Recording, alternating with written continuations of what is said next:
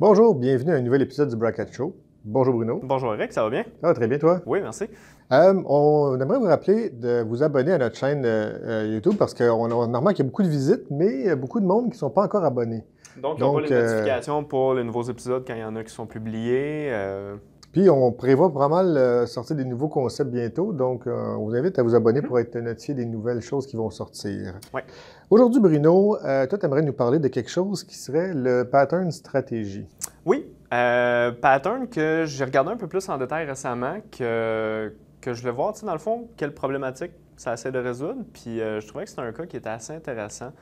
Quelque chose qu'on voit surtout quand on a, par exemple, j'ai un exemple d'algorithme de calcul en tête qu'on peut rapidement voir évoluer avec différents scénarios, différentes possibilités. Puis, si ça, c'est à même notre classe qui l'utilise, ça peut rapidement devenir complexe, devenir difficile à maintenir. On essaie de réduire le nombre de chemins possibles quand on a une méthode, essayer de réduire les ifs, réduire les tests. Donc, il y a un petit peu tout ça alentour de ce pattern-là qui va nous aider à résoudre ces problèmes-là. Oui, tu sais, tu parles justement de réduire un peu ces single responsibility. C'est un des principes qu'on veut appliquer avec ce pattern-là. Même l'open close principle, qui, dans le fond, qui fait que notre classe est ouverte à des changements parce qu'on y injecte, mais elle, en soi, elle n'a pas besoin d'être modifiée, donc elle est fermée à ces Donc, tous les changements, on peut facilement compenser des nouvelles stratégies ou des nouvelles algorithmes, mais la classe qui l'exécute n'a pas besoin de savoir upfront, elle va recevoir une nouvelle stratégie, puis elle va juste l'exécuter. En fait. Exactement. Donc, c'est ça qu'on va regarder en détail. J'avais prévu voir un peu comment on aurait un cas d'utilisation où on n'utilise pas de stratégie, voir un peu qu'est-ce qu'on peut voir comme smell là-dedans, qu'est-ce qui peut causer problème. Puis après ça, on va regarder une version avec stratégie, voir un peu. Puis on va même voir les tests aussi, parce que ça a un impact là-dessus, positif. OK. Donc, on va regarder ça. C'est bon. Bon, pour expérimenter un peu le concept de stratégie, prenons un exemple de code que tu nous as monté. Puis dans le fond, un exemple qui ne sera pas nécessairement identique à ce qu'on aurait dans la vraie vie, mais qui va peut-être parler à certaines personnes, parce qu'on peut facilement avoir des cas comme ça. Donc, on parle de notre programme au début. J'ai simplement une facture sur laquelle on ajoute des produits, puis on veut calculer le total de notre facture. Incluant les taxes. Incluant les taxes, sauf si on a acheté en ligne. Souvent, les taxes ne sont pas calculées en ligne. Oui. Donc là, ici, j'ai simplement une méthode d'achat qui est soit online, soit en magasin.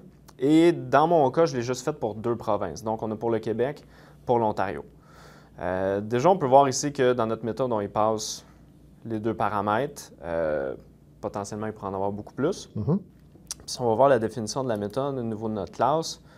Bon, là, on arrive ici. Si c'est en ligne, si c'est en magasin, excuse-moi, on calcule selon notre taux de taxe qui vient soit du Québec, soit de l'Ontario. On ajoute la somme de nos produits qui sont taxés, s'ils sont taxables, évidemment. Si c'est en ligne, c'est simplement la somme des prix. Il n'y a pas de taxe. Okay. Fait que déjà là, on voit qu'il y a quand même plusieurs chemins d'exécution possibles pour cette méthode-là. Puis si on prend la mesure de complexité cyclomatique, dans le fond, qui est le nombre de branches testables pour une méthode, ça veut dire qu'il faudrait tester chacun des if puis chacun des else. Donc, ça fait quand même pas mal de chemins d'exécution juste pour la même méthode. Là. Donc, c'est autant de tests pour cette méthode-là. Oui. Puis, tu sais, même, on peut déjà voir aussi que moi, j'ai hard-codé mon rate, mon taux de taxe. Mais évidemment, les taxes, ça change des fois, pas à chaque année, mais ça change de temps en temps. On aurait généralement un service qui nous donnerait ça. Donc, il y aurait d'autres complexités qui se rajouteraient par rapport à ça. Si on veut tester ça, ça ressemble à quoi? On a la classe de test ici. Dans le fond, on voit qu'il y a beaucoup de tests. Oui. Parce qu'évidemment, on veut tout tester les branches. Donc, on a un achat en ligne. On a un achat au Québec avec seulement des produits taxables. Au Québec, produits non taxables. Un mix. Puis évidemment, on a la même chose pour l'Ontario. Donc, on a un paquet de tests. C'est un paquet d'affaires. Si on se rajoute une autre province, parce qu'on sait qu'il y en a plus que 2 au Canada, notre classe de test, elle n'en finira plus. Ouais. Fait que déjà là, il y a quelque chose aussi à améliorer de ce côté-là. Puis comme on parlait tantôt, bien évidemment, au niveau de notre facture, on n'a pas envie de rajouter plusieurs autres if-else.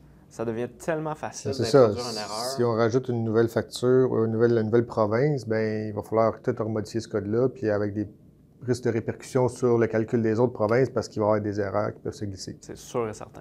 Donc, c'est là qu'on va aller voir avec la stratégie qu'on va mettre en place, comment ça peut optimiser tout ça, optimiser nos tests pour que ça soit plus facile à maintenir. OK. Bon, maintenant qu'on a vu la façon de faire comme sans la stratégie, comment on peut maintenant introduire la stratégie pour remplacer l'algorithme par autre chose? Oui, on va aller voir ça.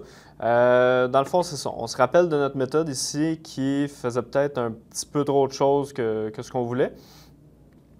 La version avec stratégie, qui est simplement un champ qu'on a reçu, on va pouvoir aller voir le constructeur après, mais qu'on a reçu à l'initialisation, qui est notre stratégie à utiliser pour le calcul, qui s'occupe de calculer le total pour une liste de produits.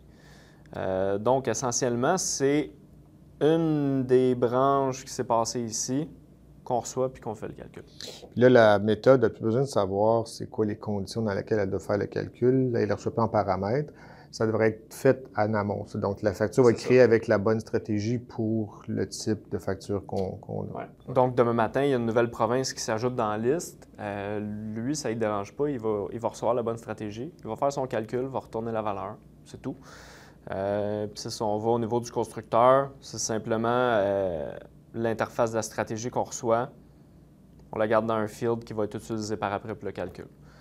Puis si on va voir les tests au niveau de ça, bien évidemment, les tests de notre facture, on se rappelle tantôt, on avait une dizaine de tests pour tous les cas possibles. Là, tout ce qu'on fait, c'est de vérifier que, bien, dans notre cas, il a dit le calcul ici va nous retourner 10. On l'a manqué, notre stratégie, parce que ça n'a pas d'importance dans le contexte. On vérifie que notre total va bel et bien être 10, puis que la stratégie a été appelée. Donc, avec ça, on sait que notre facture, elle a utilisé la bonne chose pour calculer. Puis après ça, ben ce qui nous reste après, c'est tester les stratégies individuellement. C'est ça. On peut d'ailleurs aller en voir une, par exemple. Si on va ici, on va aller voir celle pour le calcul en ligne. Donc, on voit que notre stratégie pour en ligne, elle, on fait simplement vérifier, par exemple, que s'il n'y a pas de produit, bien, notre total devrait être 0. Puis si on a des produits, que là, on a mis, ici, le constructeur prend un bool pour savoir si c'est taxable ou non, bien, nous, ça ne devrait pas nous impacter parce que la règle d'affaires de en ligne, c'est qu'il n'y a pas de taxe. Donc ici, on teste que ça donne 25. Ça n'a pas besoin d'être plus compliqué que ça. Puis la version in-store, elle va calculer avec le montant qui fait que... Oui, on peut aller en voir une. Évidemment, Québec-Ontario, c'était simplement une différence de niveau de taxe tantôt, mais si on va voir par exemple celle-là, ici, on a un produit taxable, un produit non taxable. Après ça, sur notre stratégie, bien évidemment, s'il n'y a pas de produit, ça reste quand même 0. Si on a seulement des produits taxables, ça nous donne notre total. Si c'est seulement non taxable, et le calcul des deux. Donc là, on a vraiment cerné, on a vraiment isolé nos cas pour ce calcul-là. On n'a pas à savoir qu'est-ce qui se passe en Ontario, qu'est-ce qui se passe en ligne. Nous, on s'occupe de nos tests. Ici, on en a juste 3.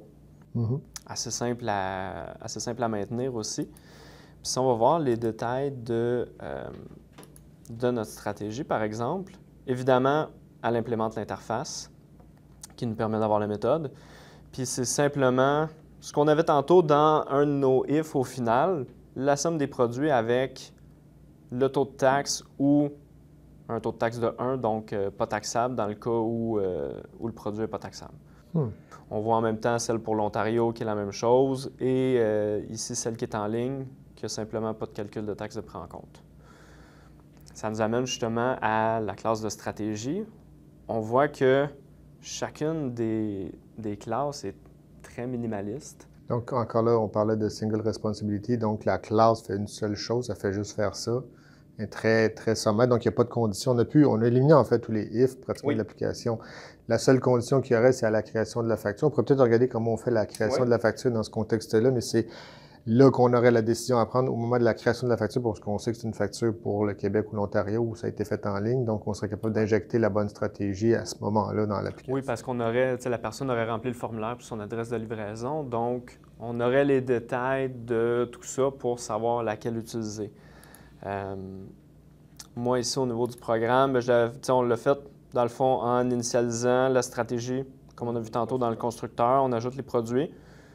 Lui, il fait son calcul. C'est probablement là aussi, au niveau de ce constructeur-là, puis c'est un pattern qu'on a déjà vu aussi, le factory, où là, c'est devient plus compliqué de construire une facture parce qu'on crée plusieurs instances. On prend une facture, un factory qui crée des factures en ligne, Québec et Ontario, indépendamment. Donc, la stratégie, le factory déciderait quelle stratégie utiliser, en fait. Oui, parce que tu disais tantôt, on a éliminé nos ifs, mais ça reste que ces conditions-là, il faut quand même les vérifier à quelque part. Il y a un endroit où on prend la décision de dire c'est en Ontario, c'est au Québec, c'est en ligne ou pas. Ça, on ne peut pas le faire disparaître.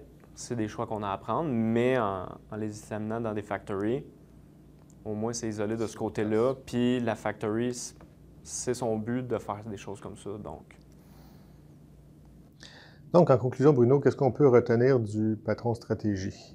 Moi, ce que principalement je retiens dans ce cas-là, c'est le fait que ça nous permet de prendre un algorithme qui est souvent compliqué au niveau d'une classe, le sortir puis le séparer en plusieurs morceaux qui vont chacun avoir une seule intention, un seul but pour permettre de décomplexifier puis en même temps d'amener la flexibilité, l'extensibilité à notre objet qui utilise ces stratégies-là.